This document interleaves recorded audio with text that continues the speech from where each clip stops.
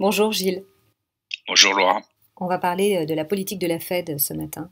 Ben, effectivement, elle est devenue dans un mode hyper agressif, hein, donc on parle même maintenant de 75 bips, 75% de 0,75% de hausse lors de la prochaine réunion. Mais c'est pas le plus étonnant. On avait déjà dit, pour moi, la Fed était très en retard par rapport à la conjoncture. Ce qui est plus surprenant, c'est l'équanimité des marchés par rapport à cette politique agressive. Les marchés actions sont, particulièrement aux États-Unis, que 8% au-dessus des plus hauts, alors qu'on annonce 8 à 9 hausses de taux pour la Fed dans l'année qui vient. C'est ça qui nous surprend plus. Comment vous l'expliquez? Parce que c'est vrai que c'est très étrange, en fait, cette sérénité des marchés qui semble vraiment s'adapter malgré la persistance des combats, la guerre Ukraine, bien sûr, Russie, et cette inflation qui reste terrible. Je dirais, pour moi, il y a deux grandes raisons. D'une part, par rapport à l'inflation, on est encore dans la phase un peu, je veux dire, facile de l'inflation, dans le sens où la demande est forte et toutes les hausses de salaire, de prix passent. Et donc, c'est quelque part un monde, je dirais, quasiment parfait où effectivement la croissance nominale est forte, les hausses passent, les bénéfices sont élevés et les salaires augmentent. Le problème, c'est que si la conjoncture commence à ralentir, il va falloir faire un choix.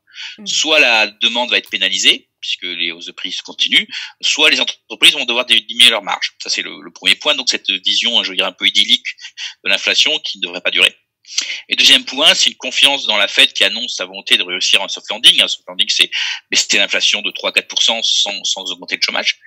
Et malheureusement, si on regarde l'histoire des 7 à 8 dernières programme de hausse de taux de la Fed, on s'aperçoit qu'elle a réussi une seule fois un soft landing. Hein. C'était en 94.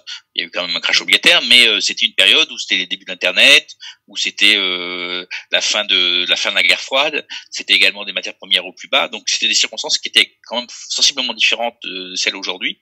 Dans tous les autres cas, le programme de hausse des taux s'est achevé par une récession économique et une correction boursière assez sévère.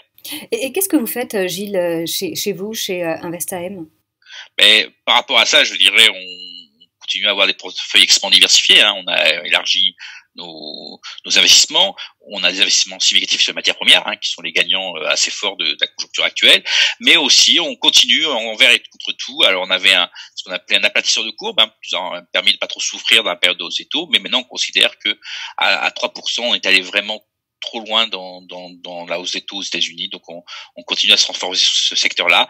On a aussi un grand gagnant de cette politique, c'est le dollar. Et donc, c'est également un endroit où on investit assez fort puisque le dollar atteint 0,8 contre l'euro depuis peu. Merci beaucoup, Gilles.